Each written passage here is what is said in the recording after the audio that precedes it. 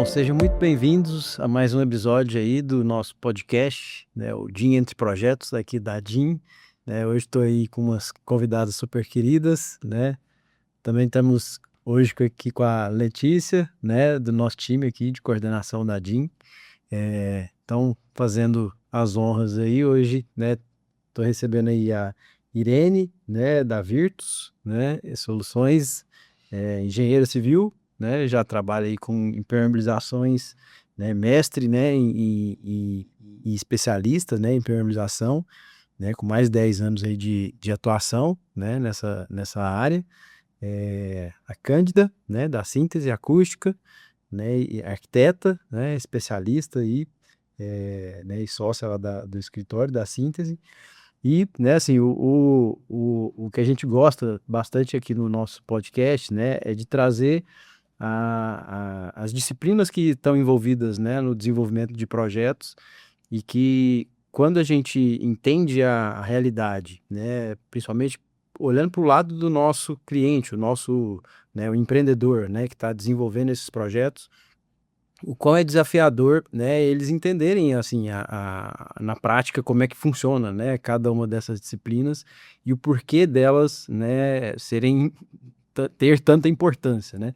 E hoje, né, acho que é mais que relevante, né, os assuntos que a gente trouxe aqui, né, então a impermeabilização, né, o projeto acústico, que nem sempre, né, o empreendedor consegue entender a relevância, né, desses dois temas. Geralmente eles estão muito envolvidos em custos invisíveis, né, que ele vai perceber só depois que a edificação está pronta. Então, né, eu acho que é um ponto interessante para como a gente pode, né, assim, delimitar aqui, né, a atuação, né, da impermeabilização e do projeto acústico, né. E, bom, aí queria, né, primeiro começar aí, né, vocês puderem se apresentar, falar um pouquinho da história de vocês, né, como é que vocês entraram nessa vida aí de projetos, né, porque por mais que, né, tenha atuação técnica ali na prática, né, tem a questão também de ter olhado para o projeto, né, olhado para a importância que isso tem antes de se materializar ali, né. Então eu queria que vocês pudessem falar aqui. Olá, gente, obrigada pelo convite para eu estar aqui hoje, eu falo com vocês, né, falando um pouquinho sobre projeto de impermeabilização. Já se vai um tempo, né, você falou em 10 anos, mas esse ano eu completo 20 anos aí já na área de impermeabilização, onde eu fui entrar quando eu era ainda estagiária na faculdade e trabalhei numa empresa de execução de impermeabilização e depois de um tempo eu saí e acabou que as pessoas me procuravam para fazer projeto. Irene, eu queria que você fizesse um projeto para mim. Isso lá em 2007, 2008, onde, né, pouco se falava de projeto de infraestrutura. Se hoje já não são todos que contratam, naquela época, então, menos ainda. E aí eu parti para começar esse desafio e, aos pouquinhos, né, fui buscando me especializar, porque a partir do momento que apareceu a demanda, engraçado que foi a primeira demanda para depois eu correr atrás de tentar sempre estar entendendo, estudando cada vez mais, por ser uma área onde na época, principalmente, tinha pouca informação, pouco conhecimento técnico, né, em forma de livros. Então fui buscar me especializar, fiz uma pós-graduação em 2013 sobre implementação, 2 anos, e hoje estou aí, né, na frente da Virtus Soluções. A Virtus já está, a gente desde 2012 que a gente está atuando como projetista, onde a gente hoje desenvolve projetos de implementação para o Brasil todo, né. Legal. Cândida, à vontade. Então, eu estava conversando com a Irene sobre um pouquinho da minha história, né, de como é que me apaixonei por acústica. Eu fiz a disciplina de acústica na graduação, né, estava no curso de arquitetura na UNB, e me apaixonei porque fez sentido. A arquitetura tem que ter uma base técnica, e aí tudo fez sentido. O engraçado é que ninguém gostou da disciplina, e só eu gostei da disciplina. E eu falei: "Bem, a parte boa é que eu fui monitora sem concorrência, ninguém queria ser monitor".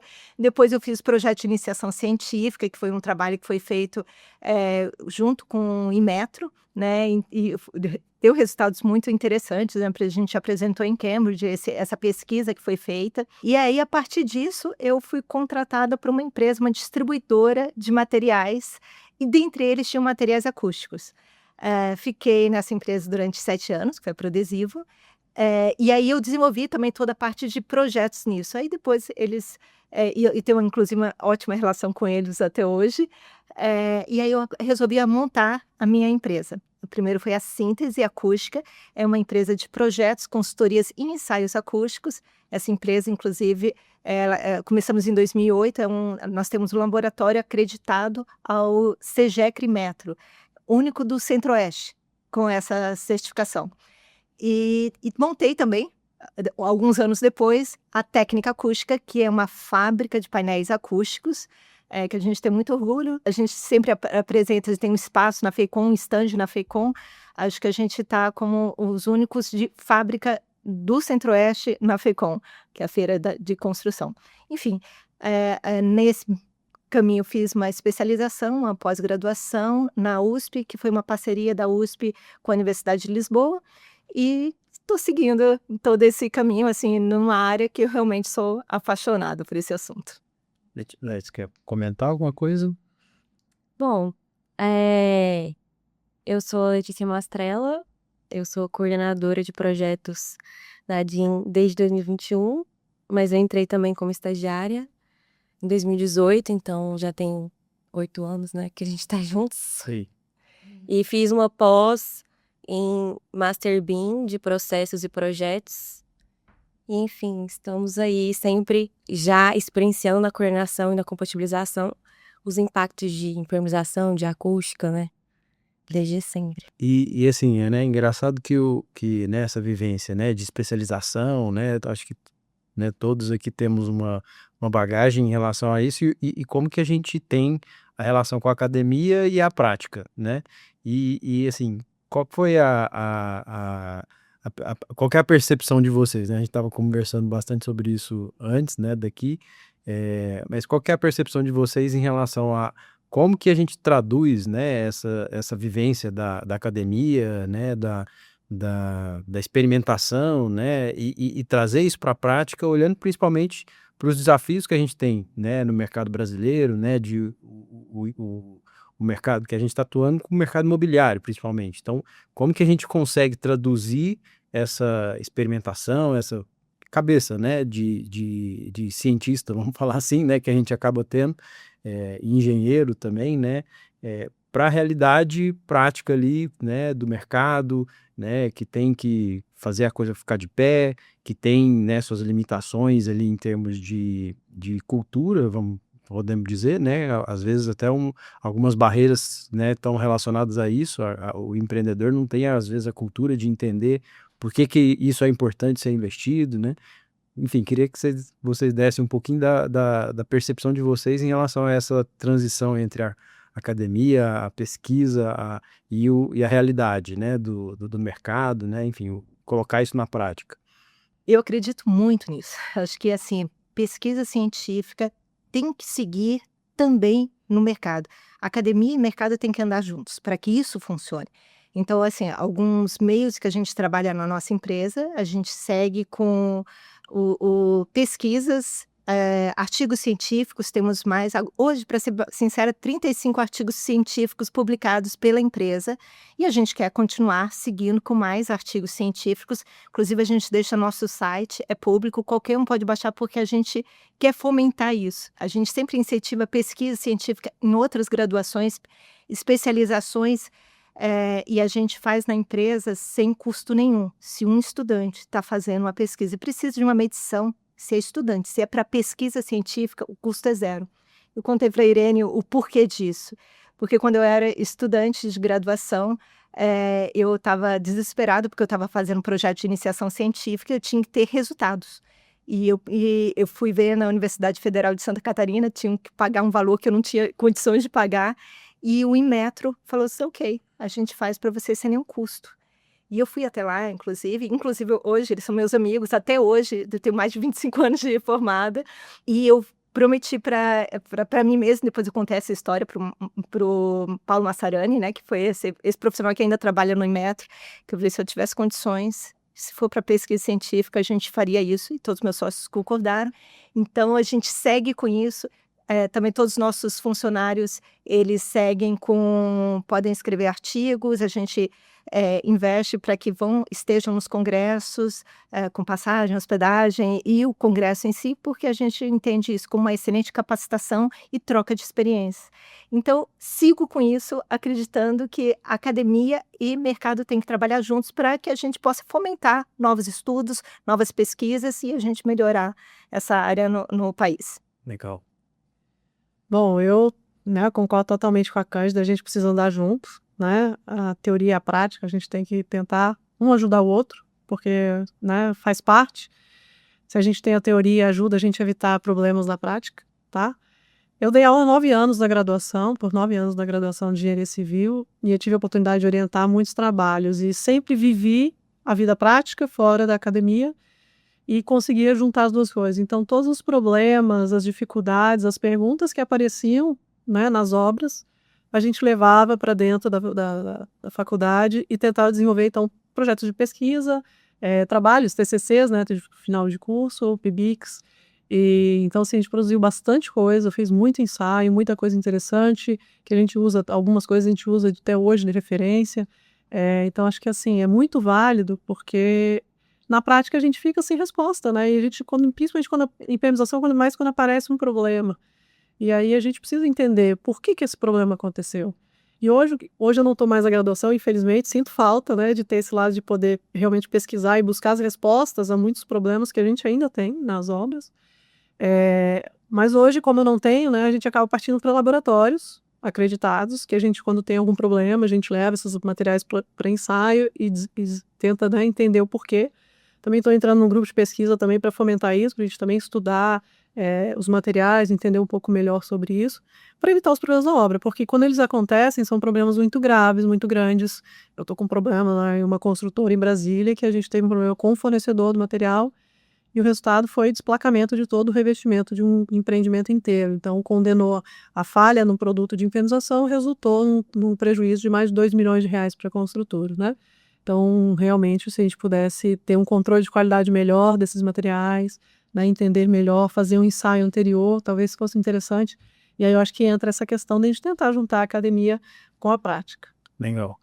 Não, isso acho que, né, quando a gente vê isso materializado, né, acho que na atuação de vocês, né, como projetistas e especialistas, né, porque aí vocês conseguem traduzir isso através do projeto, né, e no processo de coordenação vocês entram no momento em que geralmente as coisas já estão um pouco mais avançadas, às vezes o empreendedor, né, não consegue antecipar muito, né, tem as realidades do momento, né, que o projeto nasce, né, então tem a interface com a estrutura, tem a interface com a arquitetura, né, a relação que isso precisa ter e que, né, em muitos países às vezes não tem a figura de vocês de forma isolada, às vezes eles estão dentro da disciplina, da arquitetura, da estrutura, enfim, mas o que vocês enxergam, né, nessa relação com os seus parceiros, né, da arquitetura, estrutura, né, que é uma boa prática, né, em termos de, né, a gente precisa nascer nessa fase, né, e a partir do momento que a gente consegue, né, orientar mesmo, né, vamos falar assim, né, até de uma forma, tentar ser didático, né, para o empreendedor e para quem está conduzindo o processo, e acho que na coordenação a gente sempre tenta, né, fazer essa provocação para os nossos clientes, né, porque a gente, olha, quanto antes vocês conseguirem formar a equipe, né, e a equipe está toda completa já com essas definições claras, né, as coisas vão fluir mais rápido, né. Enfim, como é que vocês enxergam essa dinâmica, né, entre o momento que vocês entram com as demais disciplinas, né, os desafios que acaba tendo, né, porque nem sempre é possível, né, e como é que isso depois vai impactar lá na frente, né, que aí acho que é o momento que realmente vocês têm maior poder, né, que aí a coisa realmente tem, né, gera diferença, né, é palpável, né, a economia é real, né, enfim, digam aí o que vocês acham desse ponto. Bom, eu acho que é extremamente importante que nós somos projetos complementares, como muitos falam, né? Mas a gente precisa entrar logo depois da concepção do projeto de arquitetura. Então, ali no anteprojeto ou no projeto básico, né? Cada escritório tem uma forma de nomenclatura. Por quê? Porque tem muitas decisões que a gente precisa tomar ainda nessa fase, até para evitar retrabalhos, porque a partir do momento que o projeto já nasce com uma certa decisão, que às vezes para a arquitetura está ok, para nós não está. E aí mexer nisso depois, lá na frente, é pior para todo mundo. É pior para a arquitetura, é pior para a estrutura, é pior para instalações, e todo mundo vai ter retrabalho. Então, eu acho que é importante, sim, a gente entrar o quanto antes, né? Isso está quando a gente fala de norma de enfermização, norma de 575, fala isso, que o projeto de enfermização ele tem que nascer junto com os demais. Então, eu acredito que é muito importante. Goiânia, a gente tem uma realidade muito atípica, viu, Romeu? Porque fora de Goiânia, assim, muitos empreendimentos a gente é contratado, o prédio, a estrutura está concretada. Infelizmente. E aí não conseguimos mexer mais em nada, né? A partir do momento que as lajes já estão feitas. E isso é muito ruim, né? Então você tem impactos ali de espessuras que eu não consigo trabalhar, e aí eu tenho que partir às vezes para uma impermeabilização, uma solução que não é o ideal. A gente fica muito no risco de ter problemas de infiltração, tá? E que a gente não tem soluções que viabilizam a execução, e realmente pode virar um calcanhar de Aquiles de uma edificação. Tá? Então, por uma falta de uma contratação de um projeto e da decisão, precisamos rebaixar essa laje, porque a gente vai colocar a impermeabilização e talvez apareça uma acústica ainda no caminho. Eu vou falar que na acústica, até o quanto antes, no desenvolvimento do produto. Eu vou explicar o porquê. Se quiser reduzir os seus custos. Essa é a grande questão. Então, se eu pensar aonde vai ser a implantação da edificação, se eu entender isso, eu já tive situações que a incorporadora reduziu mais de 1 milhão só de pensar na implantação. Eu não estou mudando nem a planta nesse caso. Agora, vai entender todas as questões. Então, o que eu estou pensando ao pensar esse produto? Vai ter academia? Que tipo de academia? Onde ela vai estar? Vai ter piscina? Aonde vai estar essa piscina? Quais são as questões que eu vou ter redução? Como é que está esse layout? Eu estou com mais... meu quarto não está dividindo com uma cozinha não, né? Se eu tiver, eu vou ter uma solução mais cara, mais complexa nesse... Então, se eu começar a pensar o antes no produto, a gente já teve construtoras que pediam uma conversa inicial. Ainda com a arquitetura antes do estudo preliminar. Seguindo esse projeto, eu falei, perfeito, tem como mudar isso com isso? E essas discussões viabilizaram vários custos da obra. Então, a gente... entre outras coisas, por exemplo, se já tiver uma marcação da espessura da parede e ela está limitada, ao invés de eu poder dar 4, 5 soluções, vou dar uma. Porque nessa solução eu só tenho esse tipo de sistema construtivo para resolver. Então, se ela consegue pensar tudo antes, ela consegue ter uma decisão mais assertiva e uma viabilidade econômica. Quanto antes pensar em todas essas situações, é um trabalho, é claro que há várias mãos a serem discutidos, mas o quanto antes a gente consegue viabilizar, reduzir. Eu tenho alguns projetos que eles já chegam, eu falei, né, acontece, já está redondinho, já está tão fácil isso aqui, que vai ter um custo muito menor da solução que vai ter para Aumenta resolver. as possibilidades, né? Aumenta as possibilidades. As opções. E aí ela analisa o que quer fazer, quais são as situações que ela quer. É claro que precisa ter uma coordenação muito boa para discutir entre todas as disciplinas, e aí contamos com vocês nisso, mas é isso, assim, quer reduzir custo? Vamos pensar num projeto bem no início. E isso vai ter uma grande chance de uma redução de custo significativa. Bom, né, aí, obviamente que isso sempre vai envolver no olhar do empreendedor a questão do bolso, né? Ele vai sempre, não, mas aí eu vou ter que desembolsar um projeto antes, né, que não tenho, né, ainda, né, sei lá, às vezes sempre tem uma desculpa, né, para poder falar que tem algum impeditivo de custo.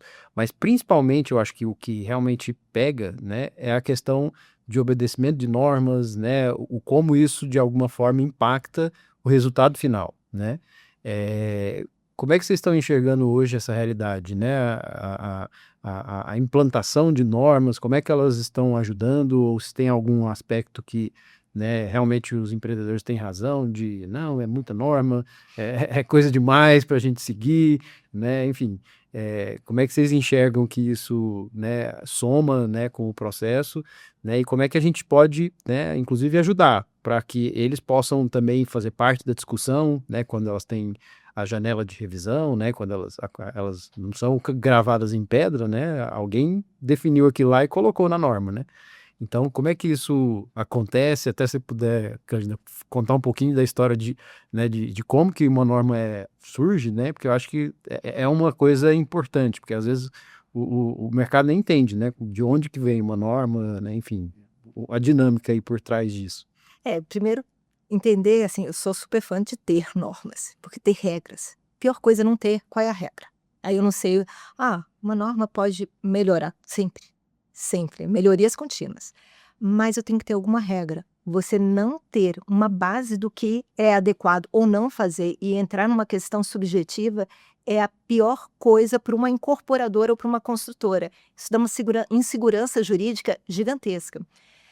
Bem, como é que funciona uma norma, né? Então, ela normalmente tem um grupo técnico, discussões, a gente tem que ter dados, informações. Eles vão ter várias áreas. Primeiro, todos podem participar, qualquer um. Qualquer pessoa pode participar do desenvolvimento de uma norma. Eu sou estudante, não tem problema, pode participar. Claro, vão ser discussões técnicas sobre o assunto. A norma não é as decisões de norma não é por maioria. Ela tem que ser por uma decisão daquele grupo.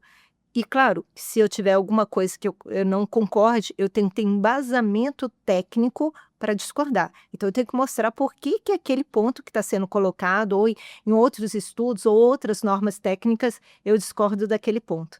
Mas ela normalmente entra Sinduscon, CEBIC, academia, Inmetro e áreas de interesse. Que é a área de interesse? Projetistas, construtoras, isso são áreas de interesse. E aí a gente vai se comunicando para desenvolver todas as melhorias de um processo, de uma norma, de uma necessidade que se tem. Eu falo que, para mim, para a construção civil, a norma de desempenho é uma referência do antes da norma de desempenho, como é que nós éramos, e após a norma de desempenho. O que mudou em outras normas, o que a gente seguiu, o que melhoramos. A gente tinha normas que era a versão de 87 e que foram atualizadas.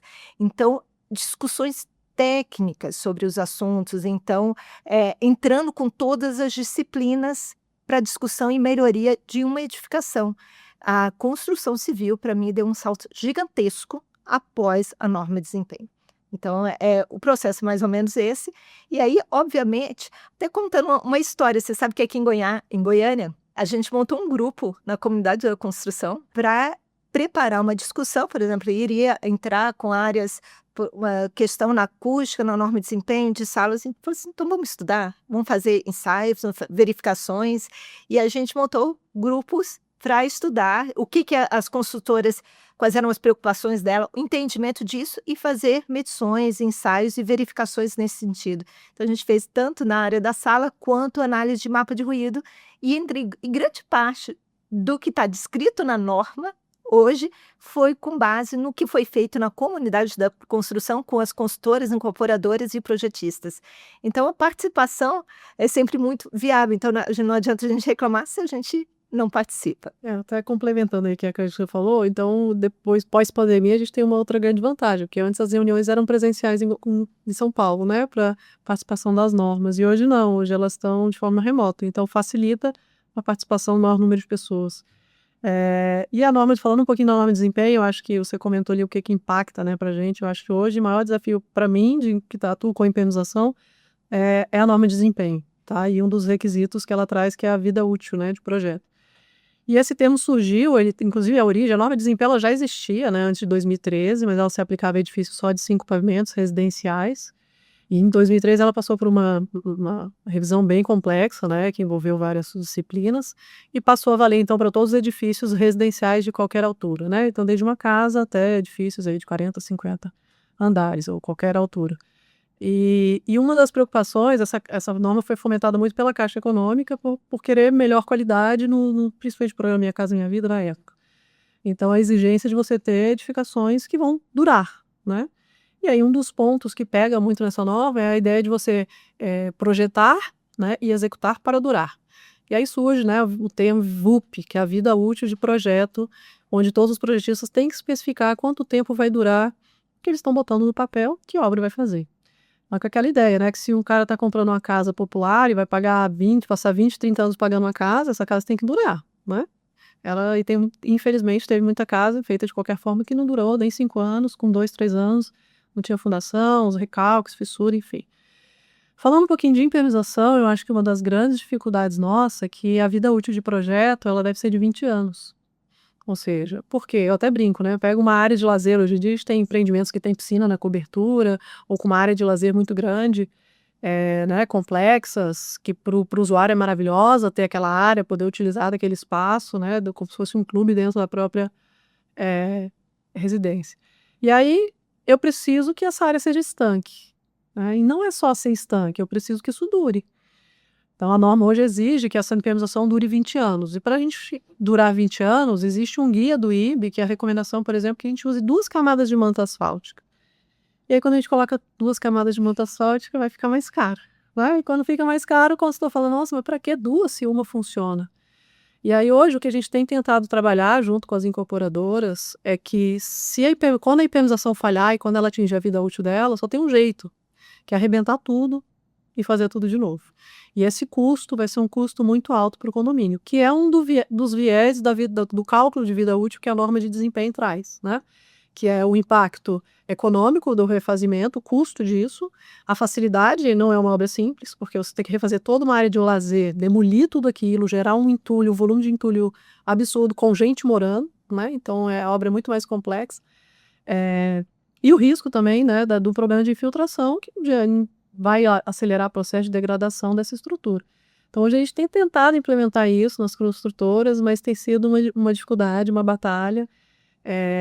Mas a gente tenta plantar essa sementinha dizendo, olha, se eu fizer uma manta, talvez ela dure 20 anos, mas o risco dela falhar com 10, 15 anos é grande. Então, tem um risco. Se eu fizer 2 mantas, eu tenho certeza que ela chega nos 20 com o pé nas costas. E aí, pensa, se esse condomínio tiver que arrebentar isso para fazer isso com 12, 13, 15 anos, uma obra, às vezes, um valor, né, significativo, se eu puder postergar isso por 5 ou 10 anos, isso com certeza vai ser bom para todo mundo, para quem mora ali, para o meio ambiente, porque a gente não vai gerar resíduo, né? Então, hoje tem sido um dos grandes desafios de norma que a gente tem lutado aí para tentar colocar na cabeça de quem está pagando, né, o custo inicial. Legal. Não, acho que isso, assim, quebra completamente, né, com aquela máxima, assim, não, a engenharia antigamente que era bem feita, né, que a norma técnica hoje só traz problema, né, e enfim, né, que aquela coisa do saudosismo, né, que acaba existindo entre os profissionais e principalmente quem está ali desenvolvendo, né, as edificações hoje, que olham para essas coisas como barreiras, né, e que tem exatamente essa questão de consequência, né, é uma causa isso, mas a consequência é porque, né, a gente estava tendo realmente edificações que tinham esses custos aí que acabam, é o barato que sai caro, né. E como é que vocês hoje enxergam, né, isso, principalmente eu acho que na dinâmica, né, que a gente está tendo de ter projetos cada vez mais complexos, né, né, a gente estava comentando na vinda aqui, né, por que aqui em Goiânia a gente muda tanto os pavimentos tipo, né, tem cada prédio tem uma tipologia diferente, né, o que vocês enxergam né, vamos falar assim, o ponto, né, de inflexão, né, nessa mudança de cabeça, né, né, não adianta mais ficar insistindo nesse barato que vai sair caro, né, porque o mercado pelo menos o consumidor vai ser mais exigente, né. Aqui em Goiânia a gente passou exatamente por essa dinâmica, né, as empresas hoje estão se qualificando mais porque o mercado está sendo mais exigente, né, o consumidor está sendo mais exigente, ele quer qualidade, né, e ele está pagando por isso, né. A diferença aqui em Goiânia é que a gente acaba às vezes se antecipando até em alguns aspectos, né, e a valorização do mercado, né, vem de acordo com a demanda, é uma coisa que está mais descolada, né, mas que a gente percebe, né, que cada vez mais, com a demanda aumentando, a gente tem conseguido pelo menos acompanhar isso em nível de entrega, né, de qualidade, né? O que vocês enxergam hoje, né, que é essa, né, como é que a gente faz, né, para equilibrar principalmente para o lado do empreendedor, né? Ó, ele precisa entregar um produto de qualidade. Então, como é que você traduz isso, né? É em cima de respaldo técnico, às vezes, né, até demonstrando isso, incentivando que isso, né, tem que estar aparente, alguém tem que saber que isso foi feito, né? Esse investimento que é feito em pesquisa e desenvolvimento, né, não é uma coisa comum do nosso mercado o consumidor final valorizar, mas é um caminho, né? Quem sabe? Mas acho que ainda não chega nele também essa informação.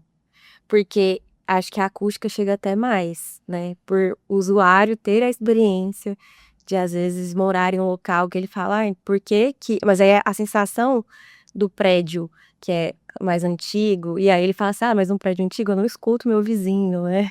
Que é o clássico de, por que que agora tem esse problema, né? Então, tem a complexidade da acústica, que é mais perceptível pelo cliente, e a impermeabilização eu acho que não chega tanto, por enquanto, eu acho. Assim, eu não escuto tanto essa preocupação do cliente quando ele vai comprar um apartamento, ter essa preocupação. Mas isso que a Irene falou é interessante porque agora está aumentando a área de lazer dos ambientes e a área de lazer que está em cima de garagem, que aí às vezes vai ter problema na circulação daquele local, enfim. É importante também a construtora e até essa parte do marketing, né, passar para o cliente a importância dessas normas e que ela está cumprindo essas normas e chegar no cliente para ele valorizar cada vez mais essas questões. Se vocês estivessem na pele do incorporador, o que vocês fariam? Acho que é um bom caminho. Eu até brinquei com a Cândida, né? Eu falei, no caso dela, né, realmente é mais fácil mensurar, né? Chega no final, o pessoal mede, passou ou não passou, né? Então, o projeto dela é mensurável, vamos dizer assim, né? O resultado final. O nosso na implementação, não. Os dois geralmente estão escondidos, né? Ninguém vai ver muito bem a acústica, a implementação, não é... Depende, né? Tem um viés que a Cândida trabalha na área de auditórios, né, que entra a acústica arquitetônica, mas na residencial, de uma forma geral, a acústica e a implementação estão escondidas, mas o desempenho da acústica você vai mensurar após obra, vai projetar e é possível mensurar. A implementação não, exceto se estiver pingando na cabeça de alguém. A aplicação começar, porque se estiver pingando na cabeça de alguém, no carro de alguém, o transtorno ele é muito grande, e aí a imagem da construtora vem abaixo. Não vem a preocupação muito da qualidade do material em si, mas talvez o porquê que está vazando, né? Essa consultora não sabe fazer ou fez algo errado. Eu brinco que, assim, executar uma impermeabilização não é simples, né? Porque ela tem que ser 100% eficiente, não pode ter nenhum erro, sabe? Quando o aluno fala, professora, foi só uma vírgula, só um sinal, né? Não dá para deixar um furo, uma vírgula, porque a água vai passar. E a partir do momento que a água passar, ela vai pingar, geralmente no carro mais caro, né? Na cabeça do dono, e vai danificar a estrutura. Tá? E em alguns casos chega a colapsos. Então a gente teve um colapso aqui de Miami, que veio a ruptura. A causa principal foi a infiltração numa área de lazer. Ela era uma laje de cogumelo, então deu corrosão na armadura de punção e aí rompeu por punção o pilar. Ou seja, o condomínio sabia, tinha um laudo dizendo que existia o problema, mas ele não tinha verba, porque era uma obra complexa de você refazer essa impermeabilização. É claro que não aparece, né? Para quem vai comprar e para o incorporador isso não aparece. E para ele tanto faz. Para ele fizer uma manta ou duas, ele vai entregar o empreendimento sem vazar, né? Ok. E é o que o cliente vai receber. Quando ele for receber, ele vai olhar. Se não estiver vazando, tá ok. Mas muita coisa hoje tem a ver com a vida útil. Realmente isso aí eles só vão sentir a longo prazo, né? Então isso é uma coisa muito difícil da gente mensurar e avaliar. Mas talvez hoje, quando a gente faz os projetos, a gente coloca a questão de vida útil de projeto, a manutenção também, que precisa, dependendo do sistema, precisa de mais manutenção ou menos. E uma coisa também que a gente trabalha muito com o incorporador, você quer uma impermeabilização exposta requer mais manutenção. Então, requer mais cuidado. Será que esse cuidado a consultora vai fazer? O morador, né, o usuário? Ou será que ele vai solicitar que a construtora faça essa manutenção? Então, são coisas que a gente pensa e conversa, mas realmente a gente tem uma dificuldade de valorizar, né, a impermeabilização até que a construtora tenha um problema. E quando a gente fala norma de desempenho, a vida útil do projeto ela é um item que deve ser atendido. Então, se a gente projetou para 20 anos e não atingiu os 20 anos, isso pode judicializar. Tá? Então, um dia que começar a acontecer, né, da construtora receber isso, dizendo, essa empresa não atendeu a vida útil do projeto, e claro, quem responde por isso primeiro é o projetista, né, e a consultora vai ser solidária. Então, claro que é uma coisa que vai demorar, porque vai demorar 20 anos, né, dos empreendimentos de 2013, que a gente fez projeto e executou, então, assim, é uma coisa que vai demorar um pouco, mas que pode vir a acontecer, tá? Como é que você faria, né, Cândida, se você estivesse na pele aí do empreendedor, do incorporador, né, em relação a essa questão de como dar valor a isso e valorizar né, querendo ou não, é o barato que sai caro, né? Então, a gente teve algumas pesquisas e estudos nesse sentido que eu achei interessante, Romeu. Primeiro para a gente explicar um detalhe que eu acho que é importante. Quando a gente fala que atende à norma, não necessariamente está atendendo o seu conforto. Só para eu deixar isso bem claro. A norma estabeleceu da seguinte forma: a gente tem um resultado no mínimo, intermediário e superior. O mínimo como obrigatório, intermediário e superior, caso queiram. Exatamente para, como ela vai desde Minha Casa Minha Vida até o alto padrão, cada um vai escolher. Em primeiro momento, todo mundo só pedia eu quero o mínimo. Ainda acontece um pouco. Mas, e aí a gente começou a verificar os ensaios e a gente tem mais de 1.000 ensaios feitos de norma de desempenho. Os resultados, quando a gente chega agora, a gente já tem muito mais resultado em intermediário e superior. A Letícia falou sobre as casas antigas que às vezes as pessoas falam assim, nossa, era muito melhor antes do que agora. Bem, primeiro que é uma questão subjetiva nesse sentido. Eu sou de apostar que após a norma de desempenho, o desempenho é melhor de quem atende do que o anterior. É claro que quem está atendendo ao desempenho superior é muito melhor do que o desempenho mínimo, né? Então, e as consultoras podem trabalhar com isso. Por exemplo, eu tenho construtora que ela começou a fazer marketing disso. Tipo, minha parede é dupla, preenchida. Minha laje é 16, 23. Começou a mostrar isso e bombou. Ela tinha o stand de venda dela só mostrando a parte de acústica. Aí foi engraçado que algumas outras construtoras falaram assim, Pri, a gente também faz. Eu falei, façam marketing disso. Mostrem a diferença. Pergunte como é que veja se o empreendimento tem ensaios. Então, assim, o que eu falo para as consultoras incorporadoras, sigam corretamente todo o procedimento normativo, depois verifiquem com ensaios. Sem ensaios, a gente está perdido, não sei qual é o resultado. Porque pode ter um erro, ou de projeto, ou de execução. Então, a norma estabelece que só pode se verificar o resultado após o ensaio. E mostre isso, mostre seus diferenciais, mostre o que está sendo feito nisso. Infelizmente, a gente ainda tem muitas construtoras que não seguem a norma de desempenho, infelizmente. Mas a gente tem que mostrar cada vez mais quem está fazendo o correto para mostrar esses diferenciais. Então, se eu fosse uma incorporadora, mostraria tudo que eu estava fazendo, que apesar de ser obrigatório, para muitos ainda é um diferencial. Mostre isso. Eu acho que é por esse caminho que eu seguiria. Legal.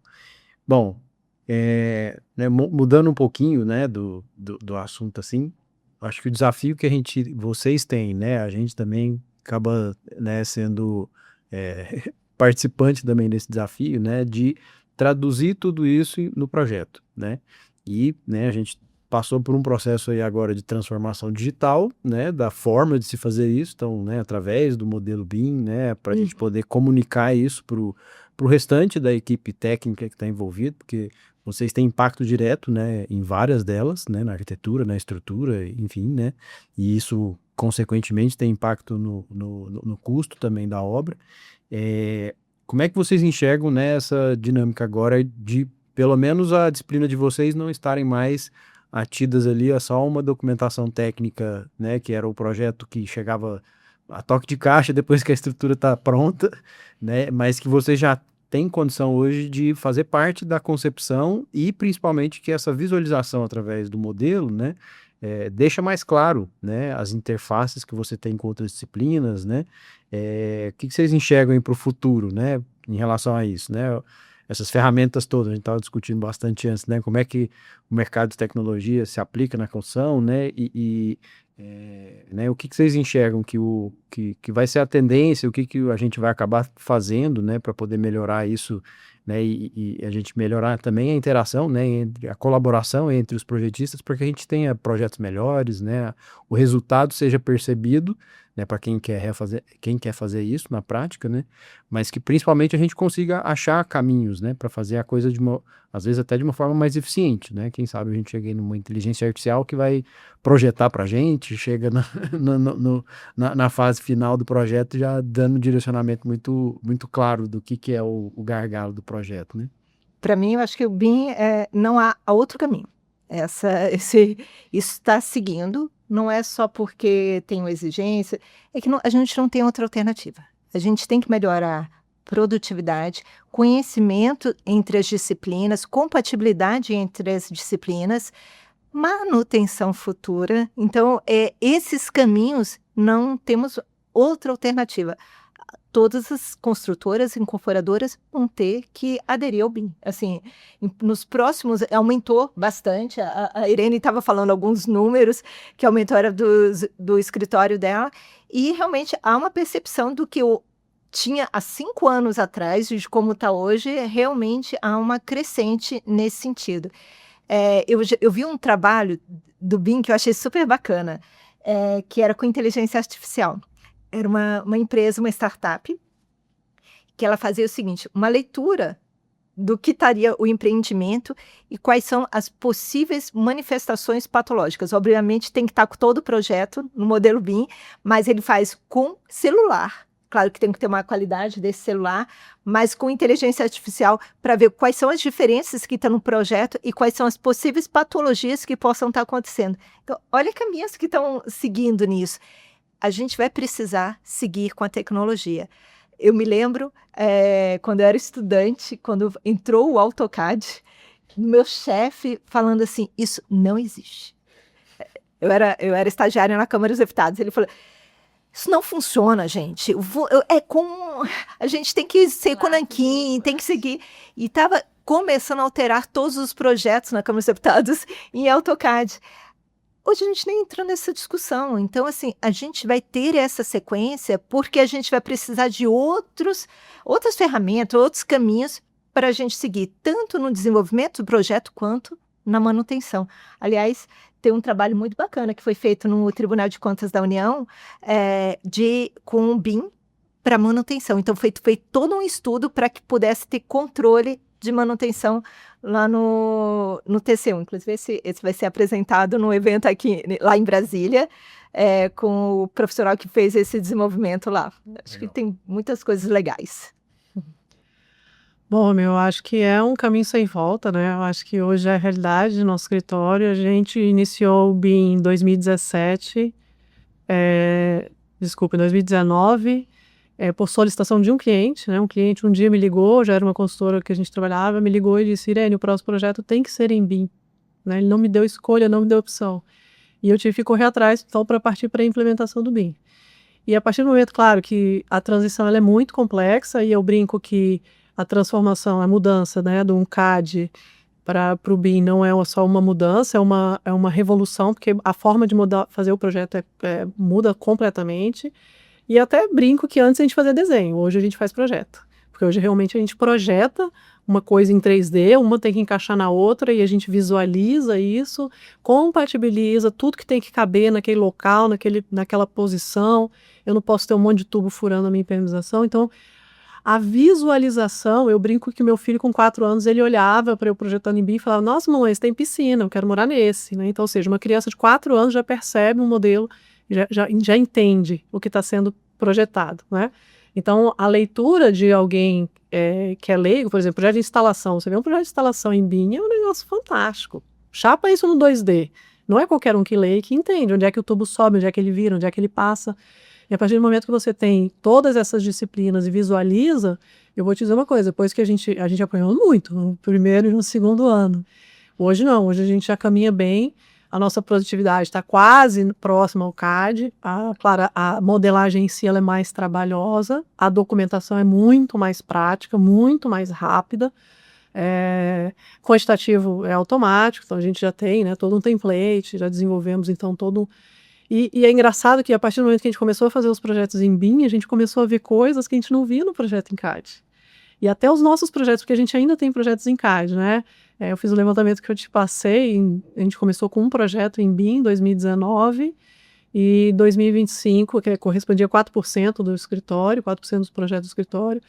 E isso foi crescendo nos últimos anos, essa demanda.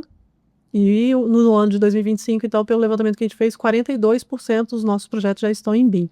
Essa demanda vem do cliente, o projeto em BIM ainda tem um custo um pouco maior que o CAD, pelo custo do software, dos hardwares, das máquinas, hora gasta de modelagem em si, a documentação até que é mais prática, mas a modelagem em si, as revisões. E aí uma das coisas assim, que a gente bateu muita cabeça, acho que essa mudança que a gente talvez tenha que melhorar, a importância do trabalho de vocês como coordenadores de projeto. O BIM, como eu falei, é uma revolução.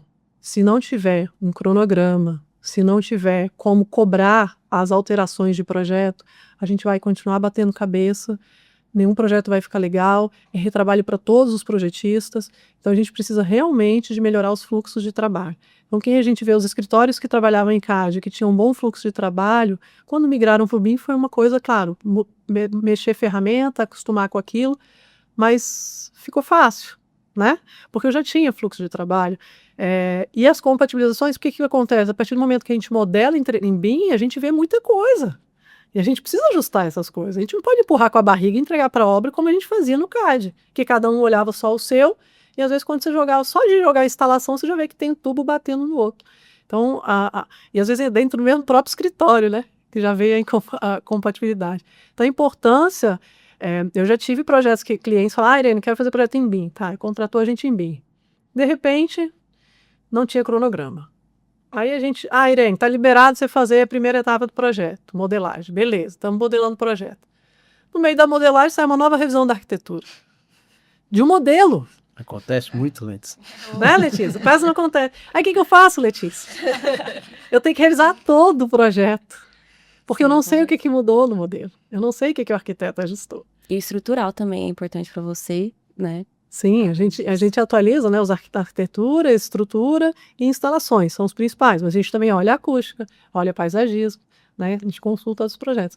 Então, se a gente não tem um fluxo de trabalho, e às vezes não era uma revisão, aí tá fazendo uma revisão, aí beleza, atualizei essa revisão. Aí eu tô terminando o projeto, quando eu olho, putz, uma nova revisão da arquitetura. Então, isso não dá, isso para o projetista é muito antiprodutivo. Aí eu chego para apresentar o meu projeto, aí o cliente fala assim, não, mas a arquitetura que eu cadastrei não era essa. Sim, mas você cadastrou para a próxima minha data de entrega, não deu tempo de eu revisar o que foi feito. Então, a importância da gente ter esse fluxo. Você vai mexer, você mexe, mas você só deixa para postar para um próximo entregável. Ou que coloque uma nota num sistema de gerenciamento, né, de não conformidades ou de alterações. Porque isso é muito desgastante, eu acho, não só para mim, acho para todos os players, para todos os projetistas que estão atuando ali. Esse retrabalho que parece que não tem fim. Então, apesar... E acho que essa é uma das coisas boas, né? O Revit, o projeto em BIM, a gente percebe as coisas. E aí, eu vi que isso aqui não tem que mexer. Mas eu acho que tem que deixar para mexer e emitir uma revisão na próxima etapa, né? Ou que seja avisar os outros projetistas. Então, assim, fluxo de trabalho é uma coisa muito, muito importante para a gente conseguir sucesso, né, em resultado do BIM. E outra grande dificuldade que eu acho que assim, a gente tem hoje é que, infelizmente, na maioria das obras, o que vai para a obra é uma planta baixa, né? E o engenheiro vê a planta baixa, o mestre, o encarregado, ou seja, quem está na frente do serviço vê o projeto em 2D. Então, hoje a gente tem investido muito em melhorar a documentação, criando vistas 3D, cortes, mas eu acho que um grande desafio é como a gente levar essa modelagem em 3D de uma forma fácil, visual, para conseguir a equipe da obra estar capacitada para saber mexer, nem que seja no visualizador, e poder explorar um modelo 3D, que eu acho que esse também seria, assim, de grande valia. Mas, enquanto isso, a importância, às vezes a gente vê o projeto está em BIM, mas a prancha não tem informação, né? Porque, às vezes, o arquiteto, o projetista faz em 3D, beleza, ele está vendo, ele sabe, mas a gente tem que lembrar que o que vai para a obra, muitas das vezes, é uma planta, que a gente precisa, então, documentar isso e tentar capacitar, né, a equipe de obra para visualizar e saber operar, gerar um corte, um 3D, mostrar para a equipe dele, ó, essa instalação aqui é para fazer assim, essa acústica aqui tem que subir e virar, essa impermeabilização está na altura tanto. Então, a gente poder explorar muita coisa ainda desse BIM. Legal. Acho que esses detalhes nas pranchas ainda podem ser muito melhores explorados nas documentações. Realmente, a gente na DINCO trabalha, acho que 98% em BIM, né, hoje. E a gente ainda sente falta do projetista usar esse BIM também na prancha, né? Porque é como você falou, tem que pensar que na obra vai chegar essa documentação e tem todos os parâmetros que você precisa ajustar no BIM também para ir de forma correta essa representação, né? Porque às vezes a gente vê muitos problemas também, assim, de modelou, mas não configurou da forma correta para o pessoal da obra entender de fato, né? As cotas, enfim, toda a parte de reboco, contrapiso, revestimento que faz diferença na modelagem, como isso vai para a documentação depois. A gente tem a questão desse detalhe na prancha, que ele pode fazer uma vista, abrir, mostrar a altura da impermeabilização, que a gente vê muito, né? Mostrando, por exemplo, o banheiro, que mostra que né, a parte do chuveiro vai para uma altura, a outra. E, além disso, o modelo federado que a gente trabalha para compatibilizar, também ter na obra esse acesso, né? Que a gente, às vezes, acontece de trabalhar com algumas construtoras que o pessoal do escritório do projeto sabe mexer tranquilamente nesse modelo. Mas o engenheiro da obra, às vezes, não utiliza esse modelo, que é importantíssimo, que a gente tem todas as disciplinas, tem todas as versões, a gente, né, tem lá no federado qual é a versão que tem, se aquele documentação que está na obra está diferente daquela modelagem. Então, eu acho que ainda é um ponto ainda que realmente tem que ser mais explorado, porque a gente está conseguindo evoluir na compatibilização. Então, realmente, visualização é outra coisa. Impacto na arquitetura, por exemplo, os rooftops que hoje tem piscina, ou então tem uma academia que tem crossfit, que vai ter 15 centímetros, que vai ter 20 centímetros. Segue uma dica. Crossfit não. Rooftop. Não, em lugar nenhum. O crossfit é assim, se for afastado. Se ele estiver num lugar bem longe. Se não for numa laje. Ele não pode ter nenhuma conexão com a edificação. Assim, segue como uma dica. Por favor, falando em produto, não faça. Não faça. O crossfit e a edificação não dá. Faz no galpão lá da rua. Esse é o mais polêmico. Porque o exercício precisa de impacto. E não tem material para resolver isso. Só para deixar isso bem claro. O ruído de impacto, né? Esquece. Então, assim... A não ser que ela estivesse flutuando no prédio. Quando a gente chegar a essa tecnologia... Vai em cima do drone. Vai fazer o crossfit em cima do drone, né? Aí, pronto. Vamos seguir nessa... Quando chegar essa tecnologia, aí a gente coloca num drone, uma coisa assim, flutuando. Mas, então, segue. Aproveitando essa dica, preciso que todos... Não inventem isso. Aliás, não inventa também boliche, porque eu tive um outro cliente que eu estava fazendo, a gente falando sobre, uma construtora, eu estava dando uma palestra para eles, aí o engenheiro dessa construtora falou assim, não, Cândido, aquele detalhe que vocês colocam entre a esquadria e a parede, aquilo dá muito trabalho para a gente fazer, assim, veio um negócio, aí eu falei, gente, é só um detalhe, aquele lá é só encaixar. Aí um outro engenheiro começou a rir. Tá sabendo que eles vão fazer agora um boliche no outro prédio? Eu falei, não, vocês estão brincando. Vocês estão achando que esse detalhe tá difícil, não tem noção do que problema. O boliche vai causar. Então, assim, não inventa. Vamos para outra coisa, vamos trabalhar com outros elementos, assim, tomar cuidado ao pensar o produto. O impacto acústico que vai ter esse produto, né? Isso. Então, assim, vamos entender tudo isso antes. Legal. Com certeza. Bom, só complementando aqui o exemplo, né, que a Letícia trouxe, eu tinha uma colega que era engenheira da obra, de uma obra que o projeto dela estava em BIM, mas ela não entendia nada de BIM. E aí eu fiz o projeto de infiltração em BIM. E ela não estava entendendo a cobertura dela, como era a região da piscina, que tinha deck, que tinha piscina, que tinha buraco, que tinha instalação. Ela me ligava, Irene, eu preciso de um corte de tal área. Você faz e me manda? E o projeto dela estava em BIM, mas ela não dominava a ferramenta. Então, eu da infiltração, era colega, amiga dela, gerava as fotos, os cortes, e mandava para ela. Então, assim, para ela entender, né, o próprio projeto que estava em 2D só na planta. Então, assim, a importância, né, e como a gente pode melhorar esse BIM aí chegando na obra, né? Legal. É isso aí. Bom, gente, então, recebi hoje aqui a Irene, né, a Cândida, né, a participação aqui ilustre da Letícia, né, e convido vocês a assistirem, né, todos os nossos episódios, né, aqui da Dia Entre Projetos, né, tá no Spotify, tá no YouTube, né, se inscreve aí no nosso canal, né, segue a gente, né, e nos acompanhem aí. Muito obrigado vocês aí pela companhia. Nós que agradecemos. Obrigada.